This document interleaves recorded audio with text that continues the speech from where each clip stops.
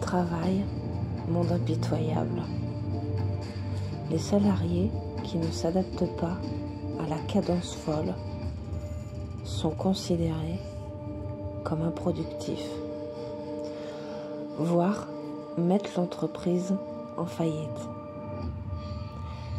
Quelle espèce de tordu peut instaurer cela dans la tête de ses employés? Toutes les boîtes voulant effectuer toujours plus en chiffre d'affaires, mais à force de vouloir toujours plus, les employés humains ne sont considérés comme plus rien. Les stratégies consistent à déshumaniser la personne et le travail pour finalement croire que cela est normal. Nous demandons à tous d'être compétitifs et de pourrir la vie de ceux qui ne suivent pas le rythme. Nous ne sommes pourtant pas des pantins et cela n'a absolument rien de normal.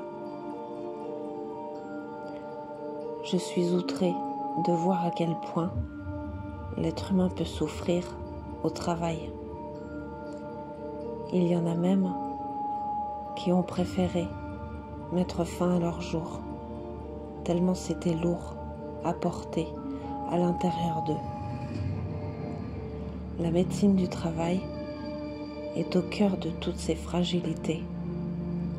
Et malgré l'élévation constante de pathologies liées au travail, il n'y a rien qui a été changé. Au contraire, il faut maintenant être extra polyvalent dans tout. On nous prend vraiment pour des moins que rien. Et beaucoup ne se sentent plus rien.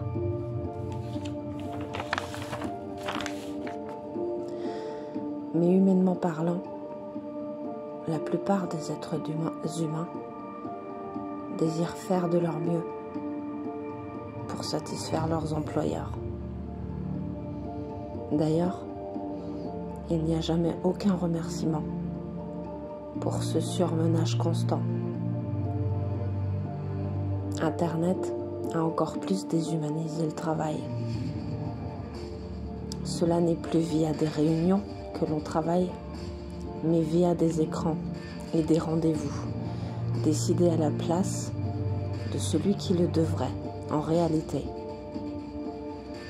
Cela permet aussi de surveiller les moindres mouvements de leurs employés.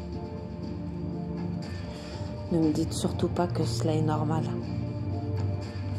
Quand des âmes préfèrent partir de ce monde à cause d'un simple travail, qui à la base n'a rien de compliqué, mais qui avec le temps et les demandes toujours plus grandes est devenu absolument impossible à suivre.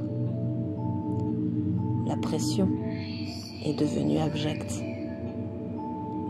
Quand allons-nous taper du poing sur la table? Quand allons-nous ne plus avoir peur de perdre de l'argent plutôt que de perdre la vie ou la santé? Cela me fait terriblement mal au cœur, car nous méritons une bien meilleure vie, ainsi qu'une meilleure estime de nous-mêmes. Nous ne sommes pas rien, mais au contraire, nous sommes tout pour eux. Fin.